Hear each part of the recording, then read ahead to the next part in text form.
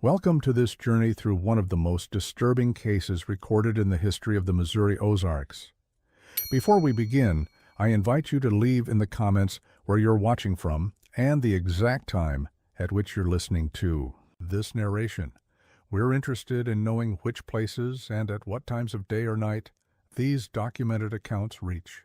The tall pines of the Ozark Mountains have witnessed countless stories across generations, but few as perplexing as what unfolded in the winter of 1915.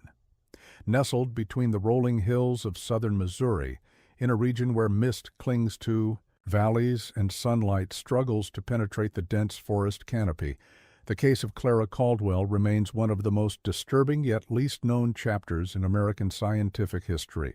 December 18, 1915, a bitter cold morning in Shannon County, Missouri. The Caldwell family home stood isolated on a ridge overlooking Jack's Fork River, about 7 miles from the nearest town of Eminence. Sheriff Thomas Lawson was called to the property after neighbors reported not seeing any activity for nearly 2 weeks. What he discovered would confound the scientific community for decades to come. Clara Caldwell, age 12, was found alone in the family home, surrounded by notebooks filled with mathematical equations and scientific drawings that experts would later describe as impossible for someone of her age and education to produce. Her parents, Robert and Mary Caldwell, were nowhere to be found. The house was immaculate, no signs of struggle, no evidence of foul play, just a child with an inexplicable knowledge that seemed to have materialized overnight, and parents who had vanished without a trace. What makes this case particularly unsettling is not just the disappearance, but what was discovered in those notebooks, and how the Caldwell case challenged our understanding of human cognition, memory, and the boundaries of what we consider possible. Some records suggest Clara's story represents a phenomenon that science still struggles to explain: the sudden acquisition of knowledge with no discernible source. Before we delve deeper into this disturbing case, it should be noted that much of what follows comes from fragmented sources: sheriff's reports from Shannon County, medical evaluations conducted at Missouri State Hospital No. 4, and fragments of academic papers written by researchers who interviewed Clara between 1915 and 1918. Many of these documents were later sealed, and some were reportedly destroyed in a courthouse fire in 1947. What remains are transcribed interviews, newspaper clippings, and the testimony of those who encountered Clara in the years following her parents' disappearance. This is the documented account of Clara Caldwell, the girl whose mind became a vessel for knowledge that no one could explain, and the terrible price that came with it. The Caldwell family arrived in Shannon County in the spring of 1913. Robert S. Caldwell, a former railroad engineer from St. Louis, had inherited a modest property from a distant uncle. According to county records, the family kept to themselves, but weren't considered unusual by local standards. Robert occasionally worked odd jobs in Eminence, while Mary sold preserves and quilts at the general store. Clara, their only child, was described by the local school teacher, Miss Eleanor Whitman, as shy but intelligent, with a particular aptitude for arithmetic.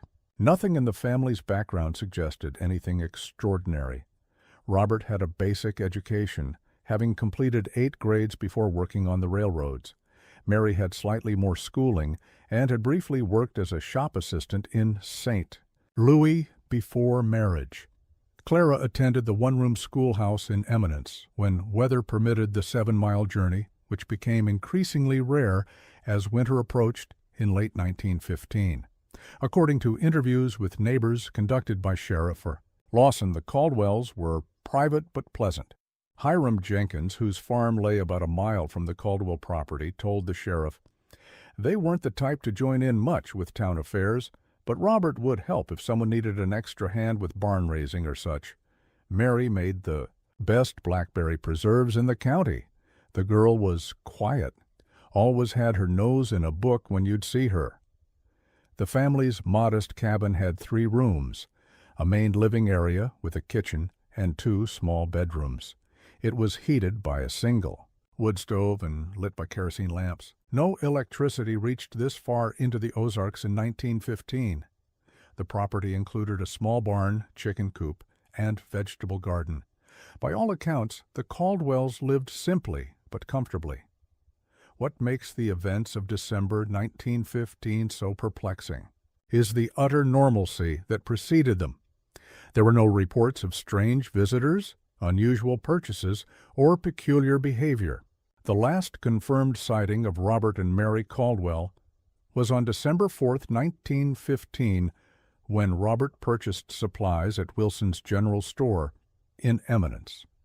The store ledger, preserved in the Shannon County Historical Society, lists his purchases: flour, coffee, sugar, kerosene, and a tablet of paper. The shop owner, Elias Wilson, later told Sheriff Lawson that Robert seemed perfectly ordinary that day, maybe a bit preoccupied with the coming snow, but nothing that would raise an eyebrow. He mentioned that Robert had said Clara had been taking to her studies with unusual vigor and had requested more paper for her schoolwork. It was the last time anyone in town would see Robert Caldwell. For nearly 2 weeks, no one from the Caldwell family came to town. This wasn't entirely unusual during winter months, when the dirt roads became nearly impassable after heavy snow. But when smoke ceased rising from their chimney, despite the bitter cold, neighbor Hiram Jenkins grew concerned enough to alert Sheriff Lawson. What they found at the Caldwell home that December morning would become the first page in one of the House's most disturbing and inexplicable cases in the region's history, a case that remains open in the dusty archives of Shannon County to this day.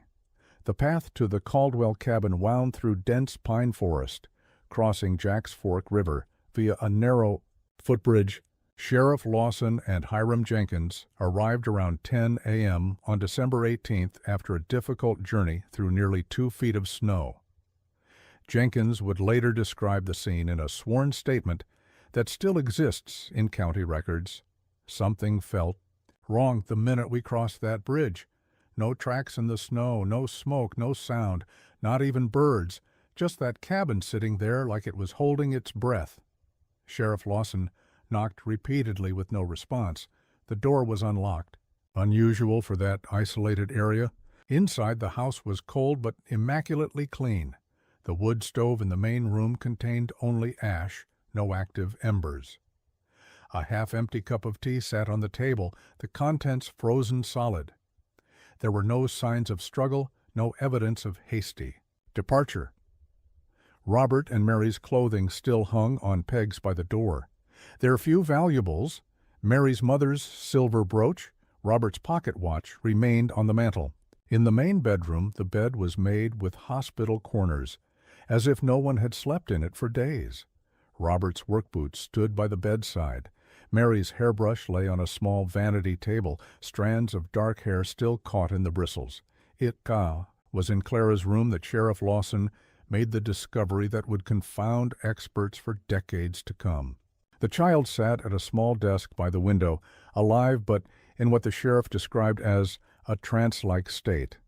She didn't respond to questions or seem to register their presence. Her room was warm, the only warm space in the house, though no fire burned in any stove or fireplace. The walls of Clara's small bedroom were covered with drawings, equations, and diagrams, hundreds of them, some pinned up, others drawn directly onto the wooden walls. Her desk was littered with notebooks, filled with dense writing and complex mathematical formulas.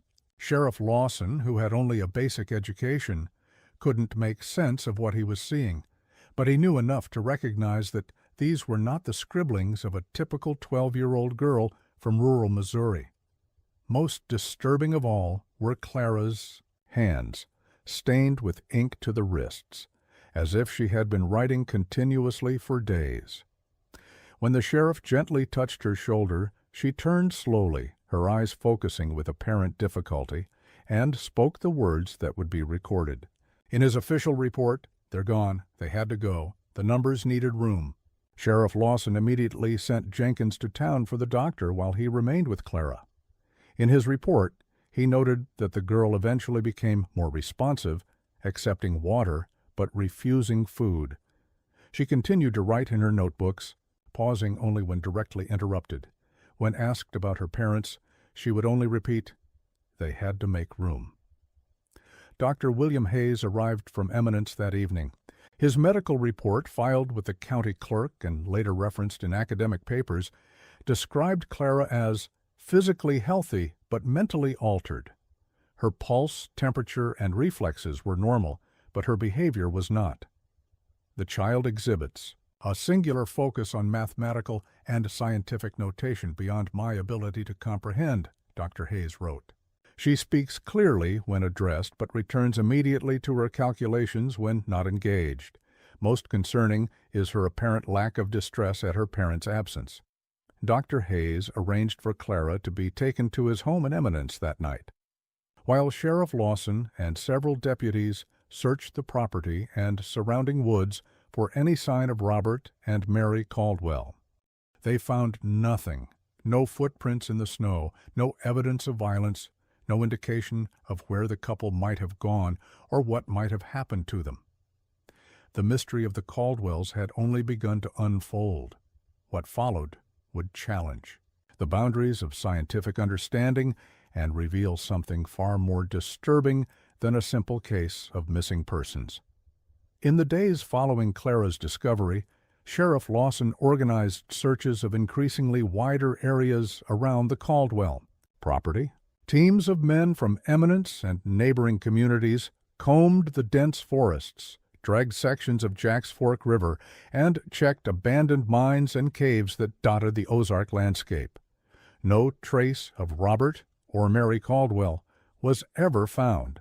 Meanwhile, Clara remained at Dr. Hayes's home under observation. The doctor's wife, Judith Hayes, kept a daily journal of Clara's behavior.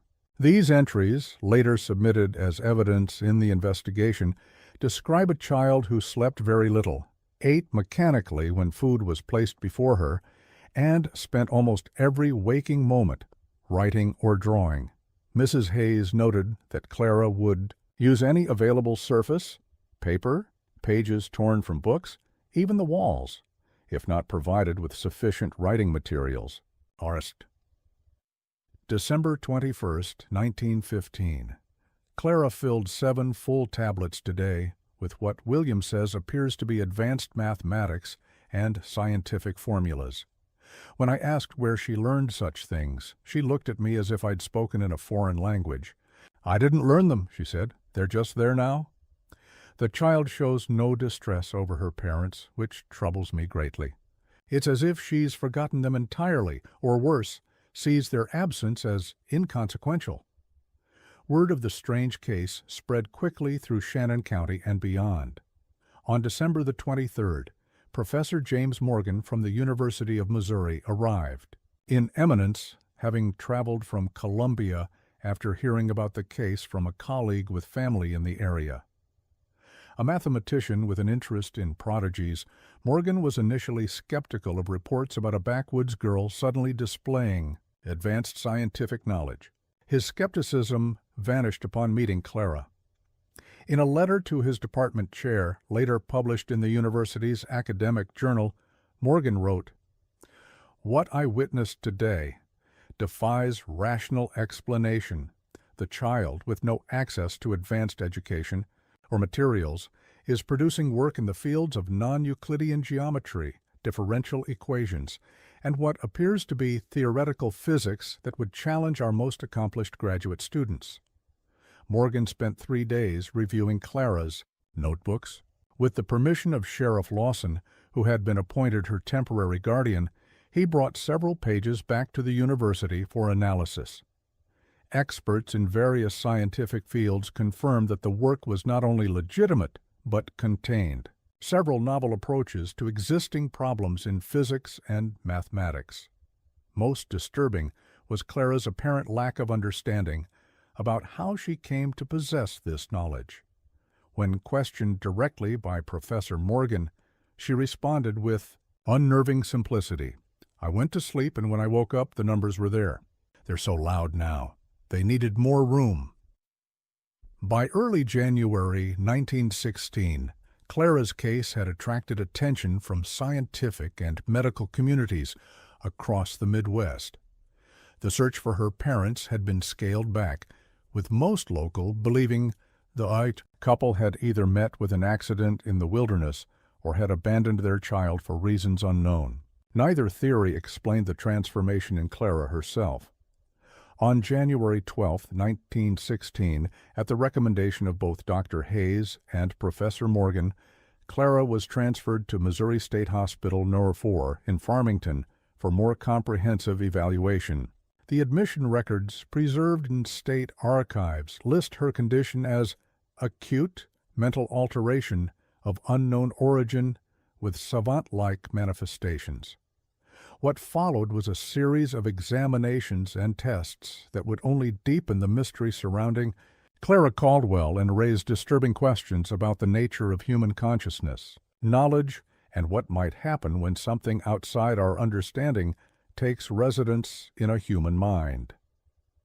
The journey from Eminence to Farmington took nearly 2 days by wagon and train in the January snow. Clara was accompanied by Sheriff Lawson and Dr. Hayes. According to Hayes's notes from the journey, Clara remained docile, but continued her writing whenever possible. During the train portion of the trip, she filled 14 pages with equations. When Hayes asked what she was calculating, she replied, "The motion of the train, the vibrations have patterns. I need to record them." Missouri State Hospital, Naames, 4, established in 1903, was considered one of the more progressive mental health facilities of its time.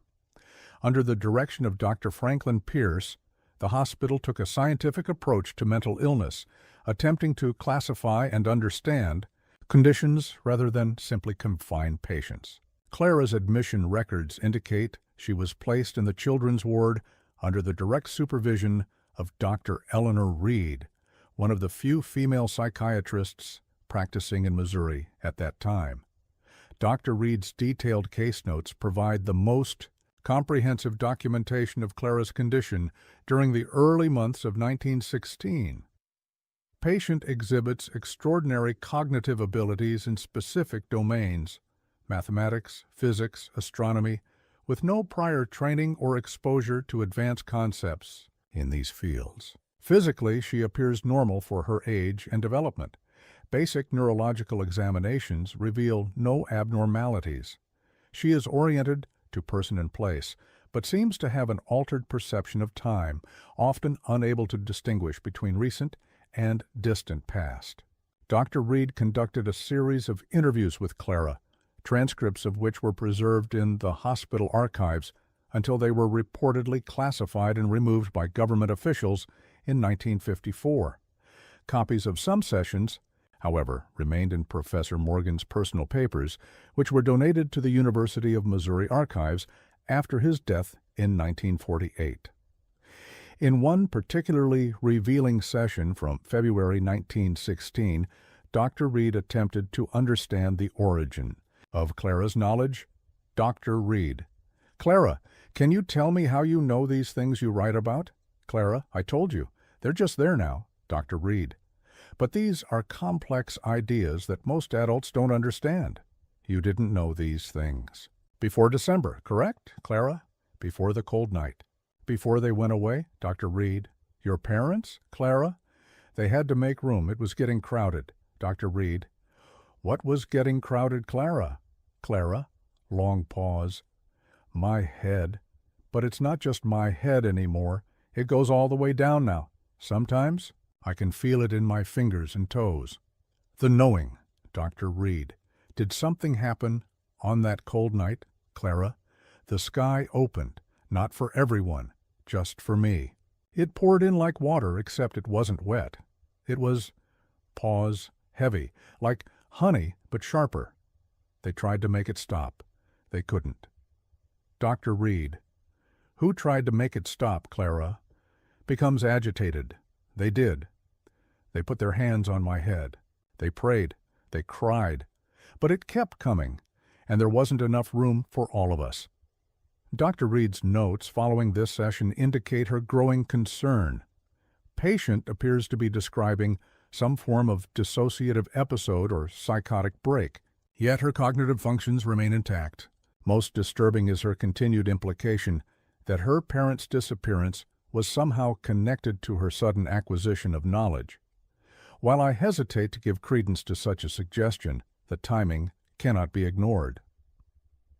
Throughout February and March 1916, Clara was subjected to numerous tests designed to verify the authenticity of her knowledge and determine its source. Professors from Washington University in St. Louis, the University of Missouri, and even 2 researchers from Johns Hopkins traveled to Farmington to evaluate her case. Each expert left with more questions than answers. Clara could solve complex mathematical problems without showing her work. She could draw detailed astronomical charts of solar systems not yet discovered. She demonstrated knowledge of physical principles that, while consistent with existing theory, extended into areas not yet explored by the scientific community of 1916. Most remarkably, when presented with scientific journals in German, French, or Russian languages she had never studied, Clara could identify errors in the mathematical formulations, though she couldn't translate the text itself. As one researcher noted, it's as if she has access to the pure language of mathematics and physics, unfiltered by human linguistic constructs. By April 1916, Clara's case had attracted the attention of the national press. The St. Louis Post-Dispatch ran a front-page story titled, "Missouri's Miracle Child, the Girl Who Knows Too Much." While the article focused on the sensational aspects of Clara's abilities, it mentioned almost as an afterthought the still unsolved disappearance of her parents. This publicity brought unwelcome attention to the quiet hospital.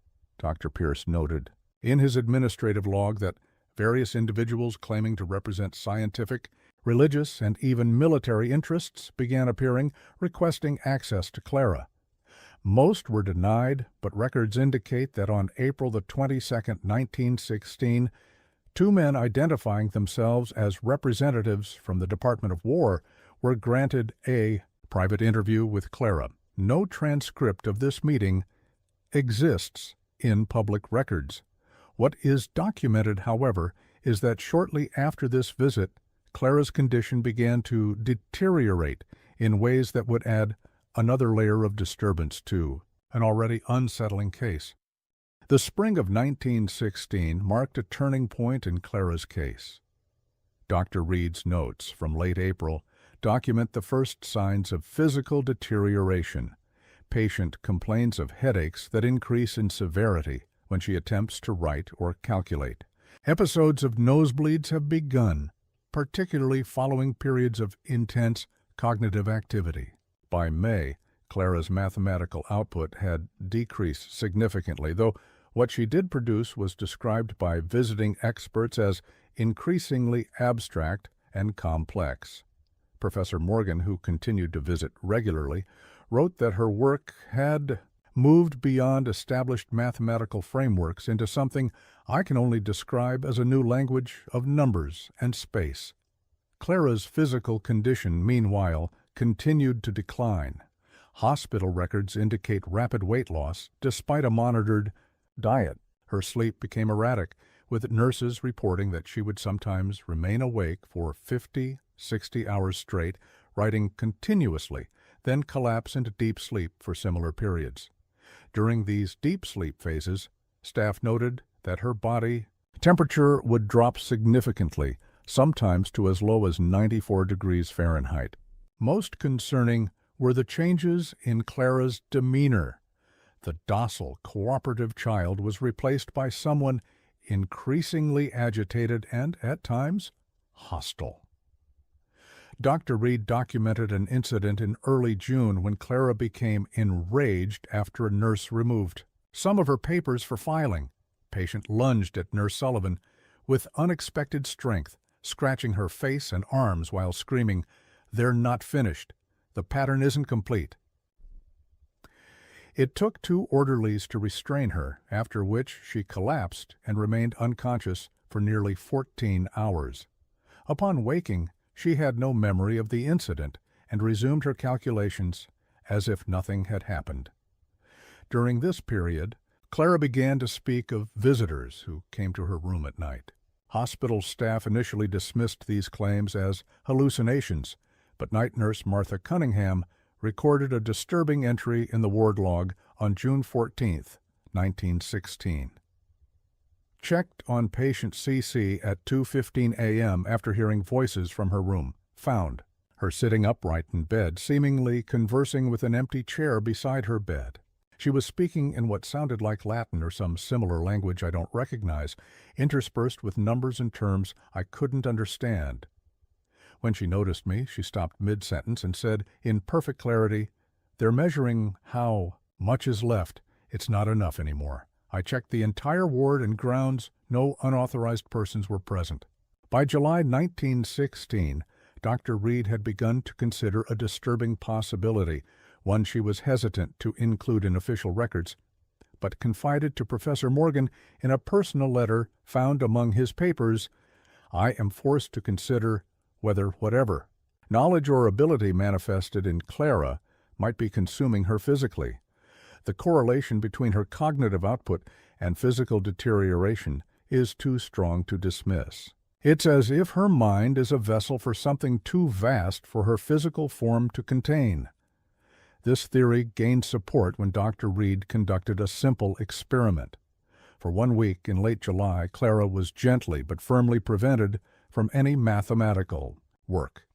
Her writing materials were removed, and she was engaged in normal activities for a child her age: simple games, reading fiction, outdoor walks when weather permitted.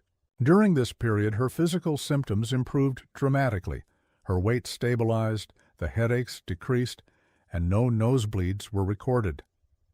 When the restriction was lifted, however, Clara returned to her calculations with renewed intensity.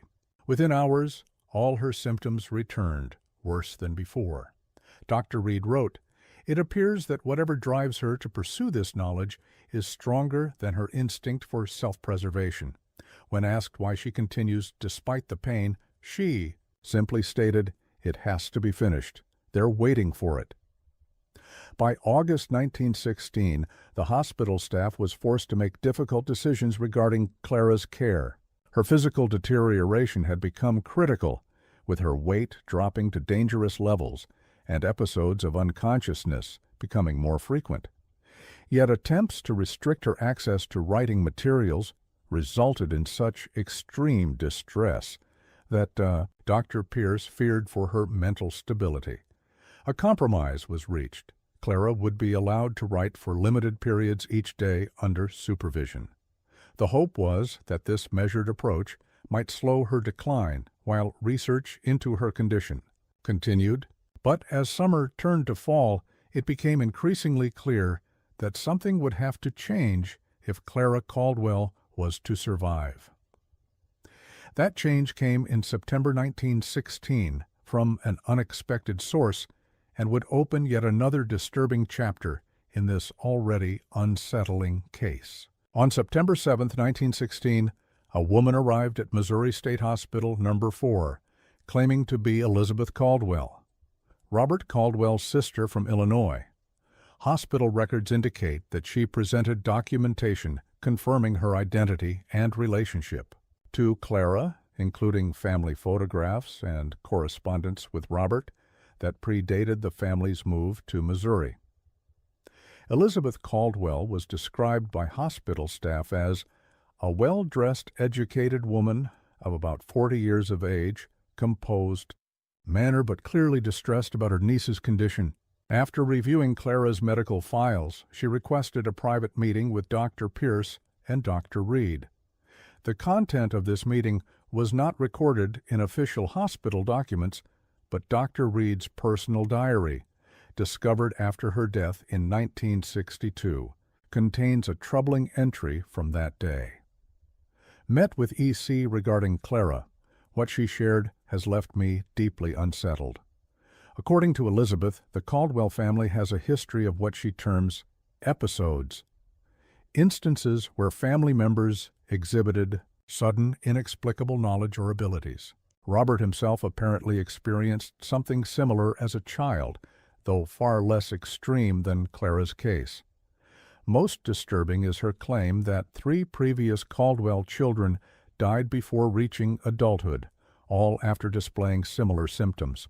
Elizabeth believes Clara's parents fled to the Ozarks specifically to isolate her from doctors or authorities who might take interest in her should such an episode occur. The question remains, if Elizabeth's account is accurate, where are Robert and Mary now? And why would they abandon Clara after going to such lengths to protect her?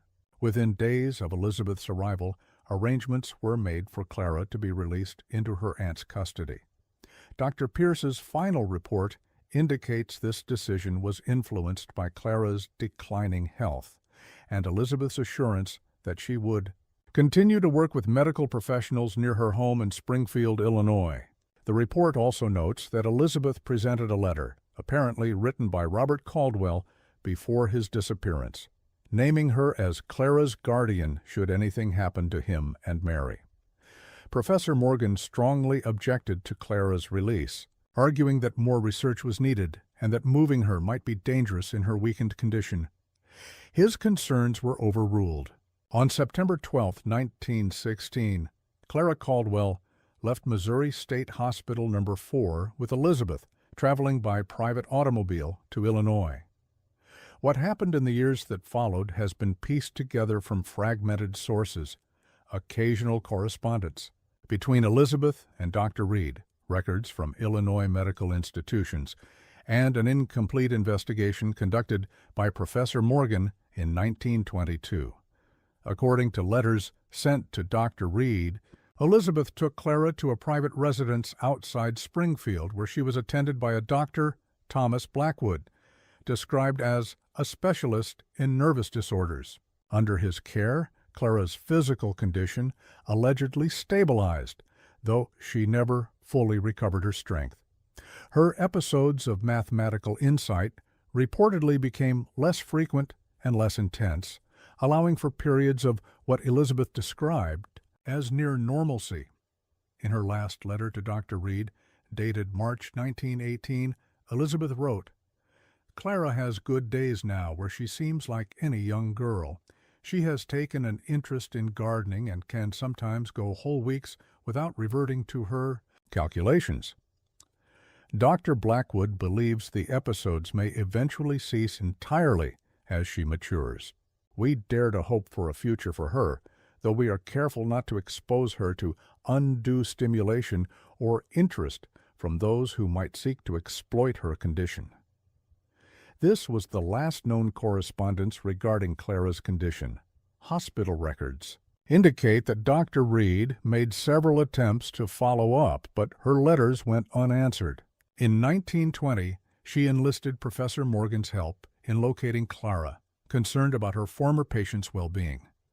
Morgan's investigation, documented in his personal papers, revealed a disturbing conclusion. The address in Springfield where Elizabeth claimed to have taken Clara did not exist.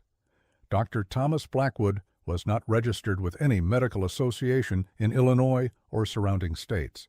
Most troublingly, when Morgan traced the Caldwell family history, he found no record of Robert Caldwell having a sister named Elizabeth, or any sister at all. Whoever had taken Clara from the hospital in September 1916 had apparently created an elaborate fiction. Clara Caldwell, the mysterious child whose mind had somehow accessed knowledge beyond her years, had vanished from record as completely as her parents had vanished from their cabin in the Ozarks. The final documented chapter of Clara Caldwell's story comes from an unexpected source. In 1938, a researcher from the University of Chicago named Dr. Harold Bennett was conducting a study on mathematical prodigies when he came across references to Clara's case in Professor Morgan's published papers. Intrigued, Bennett began his own investigation, tracking down surviving witnesses and collecting whatever records remained. Bennett's search led him to a sanitarium in northern Wisconsin, where he discovered a woman in her mid-30s registered under the name Jane Doe. The woman, who had been a resident since 1924, was nonverbal and spent her days filling notebooks with increasingly abstract mathematical symbols that the staff had long since stopped trying to understand. The attending physician, Dr. Ruth Crawford, told Bennett that Jane had been brought to the facility by a middle-aged woman who paid for 10 years of care in advance and never returned. The woman had claimed Jane was her niece and had suffered a nervous breakdown following the death of her parents, but provided no documentation to support this story or reveal the patient's true identity. When Bennett showed Dr. Crawford photographs of Clara Caldwell taken at Missouri State Hospital No. 4, the doctor confirmed the resemblance to their mysterious patient, though she noted that years of illness had taken a toll on the woman's appearance. What convinced Bennett he had found Clara, however, were the notebooks. They contained calculations that, according to mathematicians who later reviewed them, represented a direct evolution of the work Clara had done as a child, a continuation of the same mysterious mathematical language. Bennett arranged to visit the sanitarium several times over the next year, attempting to establish communication with the woman he believed to be Clara.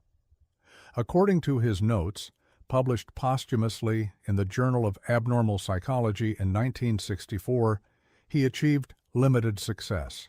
During his fourth visit, the woman looked directly at him for the first time and spoke her only recorded words in nearly 15 years. "It's almost complete now. They're coming back for it soon."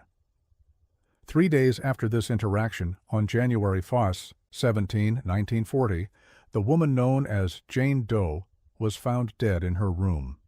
Dr. Crawford's report indicated the cause as heart failure, though she noted the unusual circumstances.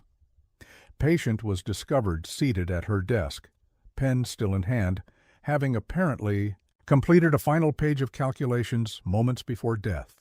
Her expression was described by the attending nurse as peaceful, almost relieved. The notebooks filled during her 16 years at the sanitarium were collected by Bennett for analysis. Mathematical experts who examined them described the work as revolutionary but incomprehensible, a system that seemed to follow internal logic but could not be reconciled with existing mathematical frameworks. In 1954, Bennett's research materials, including Clara's notebooks from the sanitarium, were reportedly confiscated by government officials. Bennett himself accepted a position with a classified research project and never published his full findings. On the Caldwell case, what happened to the original notebooks from 1915 to 1916, those collected by Professor Morgan from the Caldwell cabin and Missouri State Hospital No. 4, remains unknown. The final twist in this disturbing story came in 1962, when a construction crew excavating for a new road near the former Caldwell property in the Ozarks uncovered human remains. Forensic examination determined they were of a man and woman approximately in their 30s who had died in the 1915 to 1916 time frame. Due to the condition of the remains and the limitations of forensic science in the 1960s, positive identification was impossible, but circumstantial evidence strongly suggested they were Robert and Mary Caldwell. What was most disturbing about the discovery wasn't the bodies themselves, but how they were found.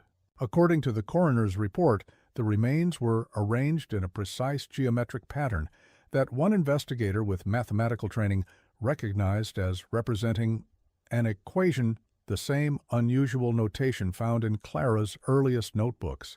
The Caldwell case was officially closed in 1963. The official conclusion listed in Shannon County records states simply, Robert and Mary Caldwell, deceased by means unknown. Clara Caldwell, whereabouts unknown, presumed deceased. But questions remain that no official conclusion can answer. What happened in that cabin in December 1915? What knowledge took residence in the mind of a 12-year-old girl from the Ozarks And perhaps most disturbingly, what was she calculating all those years, and who or what was waiting for the result? The mathematics Clara produced has been described by modern experts who have seen fragments of her work as beyond our current framework and possibly representing concepts we won't develop for another century.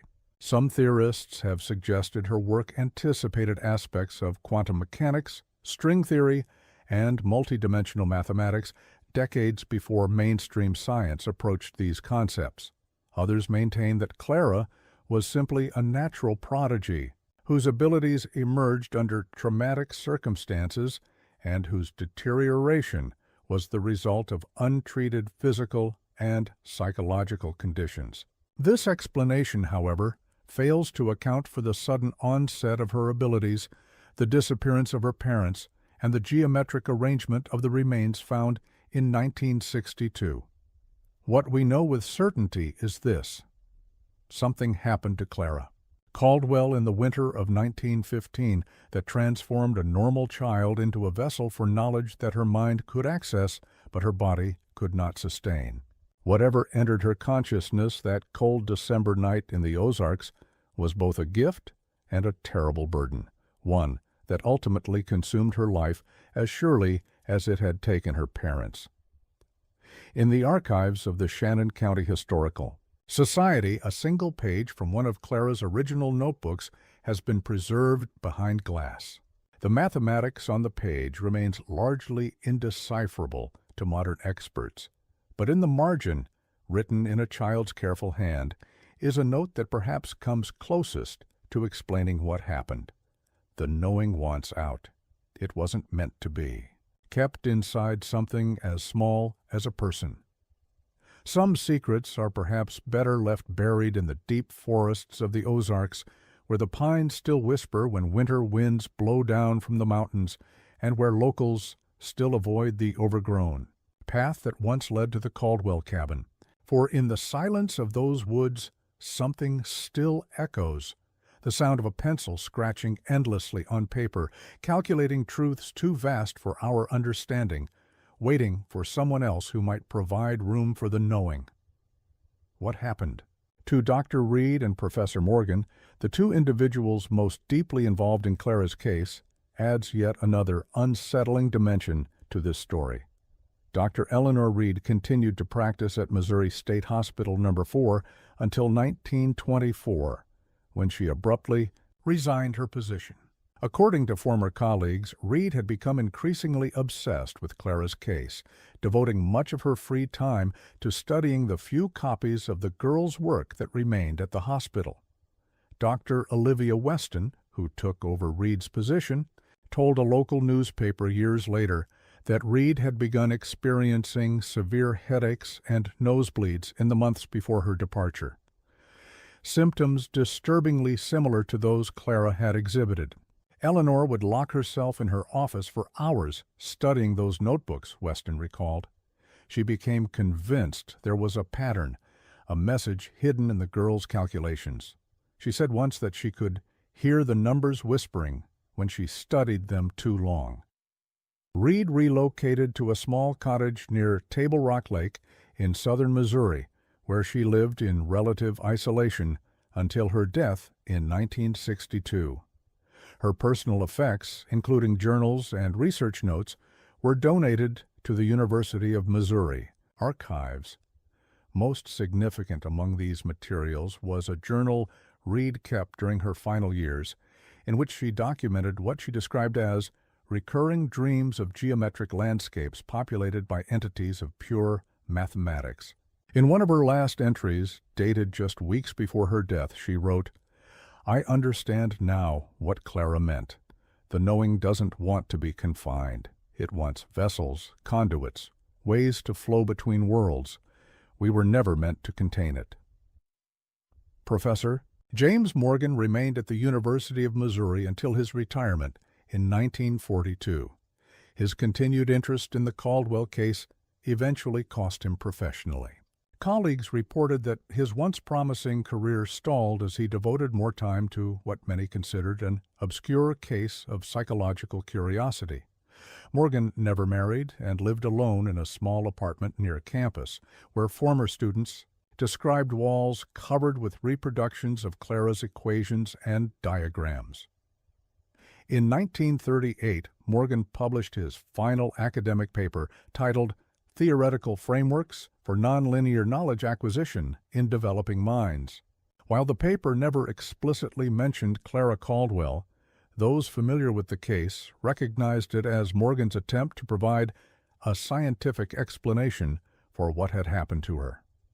The paper was largely dismissed by the academic community, with one reviewer calling it the mathematical equivalent of ghost stories.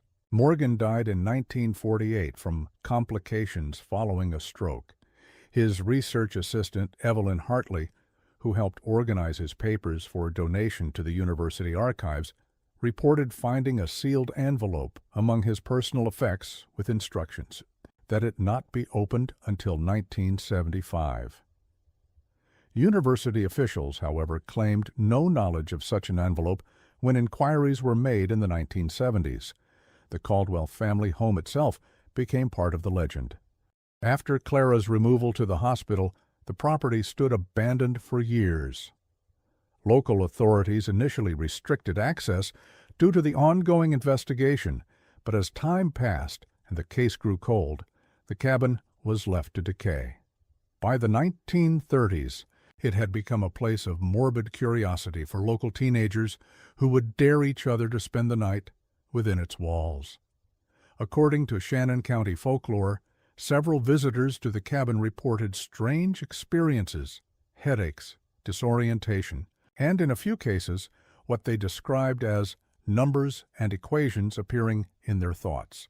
In 1939, after two local boys were found wandering disoriented in the woods near the property, having disappeared during a supposed overnight stay at the cabin, the county sheriff ordered the structure burned to the ground. The land remained vacant until 1952, when it was purchased by the Missouri Department of Conservation as part of a larger acquisition of forest land.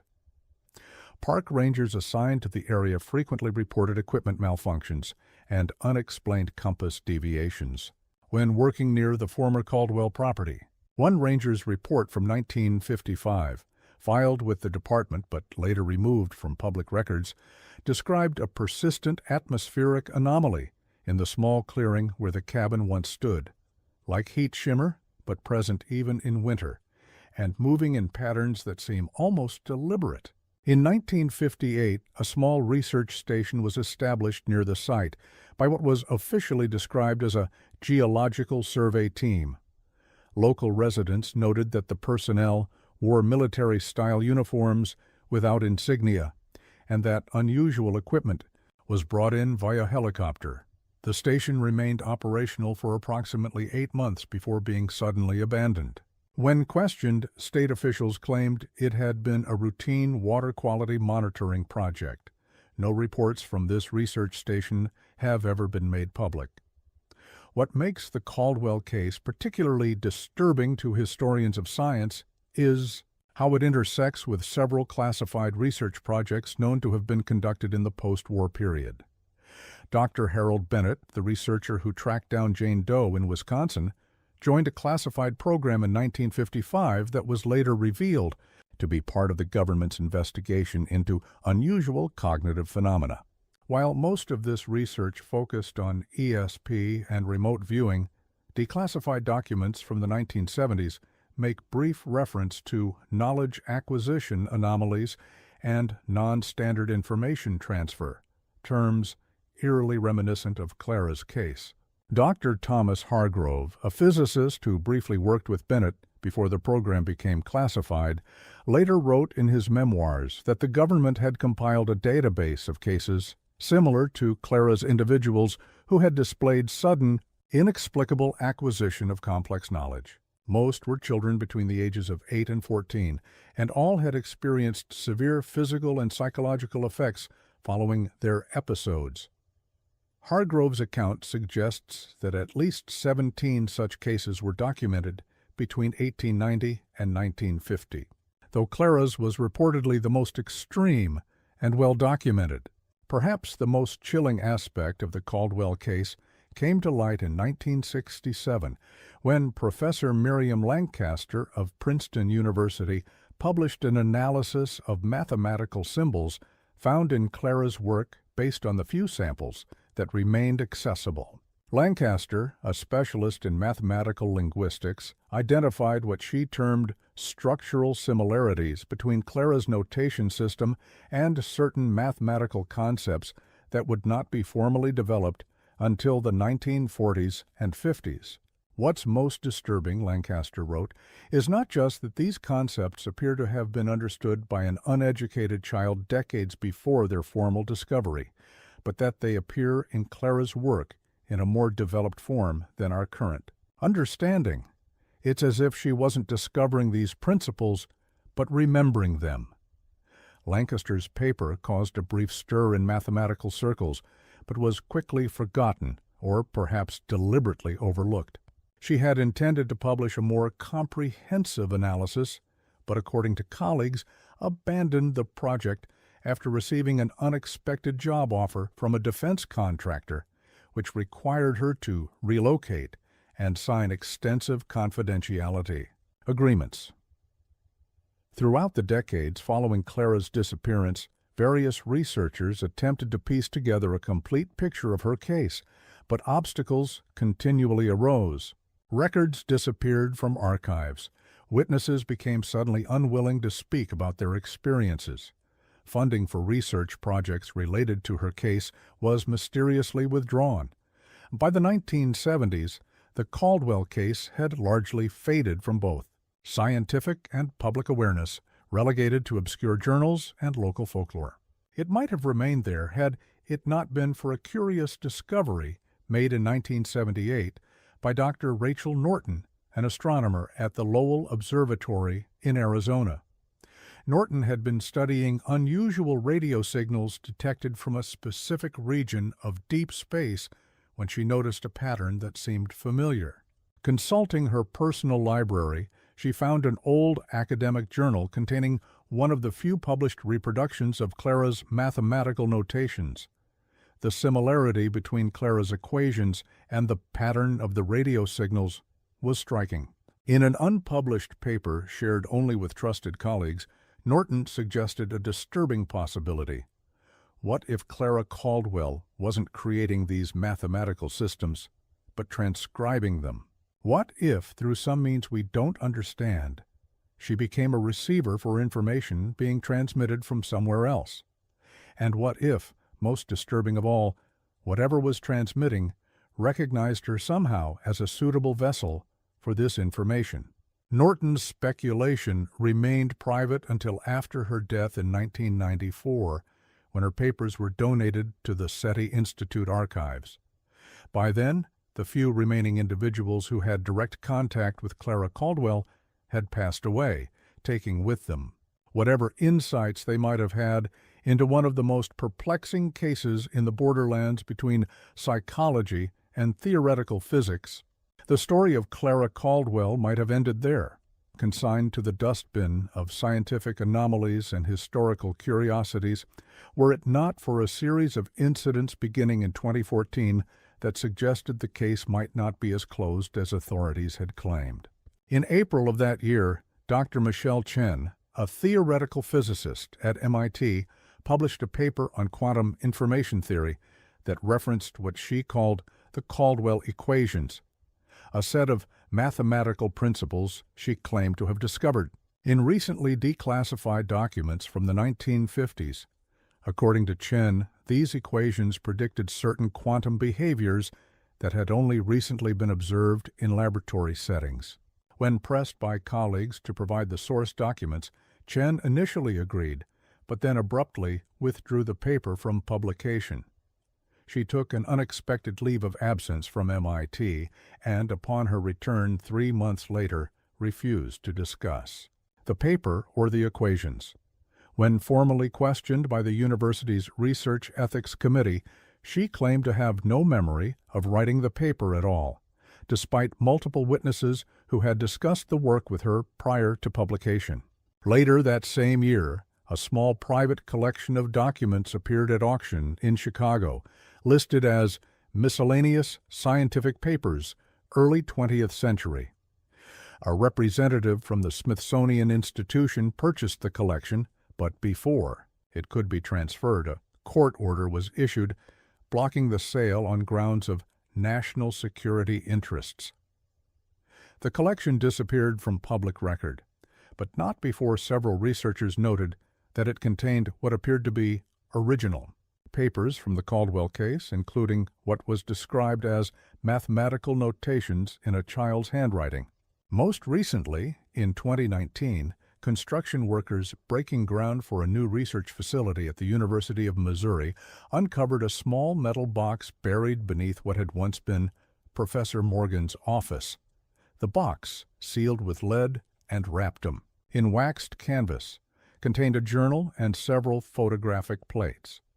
University officials initially announced plans to catalog and publish these materials, but reversed their decision within days. The contents were removed by individuals who identified themselves as representing the Department of Energy's Historical Archives Division. No further information about these materials has been made public. What are we to make of the case of Clara Caldwell, the girl whose mind somehow accessed knowledge that science is still struggling to comprehend more than a century later? Was she, as some have suggested, simply an unrecognized mathematical genius whose abilities manifested in a particularly dramatic way?